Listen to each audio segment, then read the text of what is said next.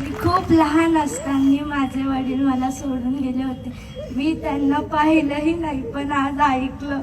मला खरंच वाटलं वडील असतं तर असंच असतं. खरंच असं वाटतं जर माझे वडील असते तर किती भारी असतं. मी सगळ्यांचे वडील बघते, त्यांचे करणारे प्रेम बघते, पण मला कधी भेटन असं मला वाटतं. खरंच खरंच वडील पाहिजे. ज्यांना नसतं त्यांना कळतं. आता मी ऐकत होते तेव्हा मला कळलं खरंच वडील पाहिजे होते. आता आई पण नसते, आईने पण दुसरं लग्न केलं, आई सुद्धा निघून गेली. आजी बाबांकडे राहिले, त्यांनी सांभाळ केला, पण मग आई ती आईच असते ना. खरं सांगते, जी आईची किंमत ती फक्त ज्याला आई नसते ना त्यालाच कळते.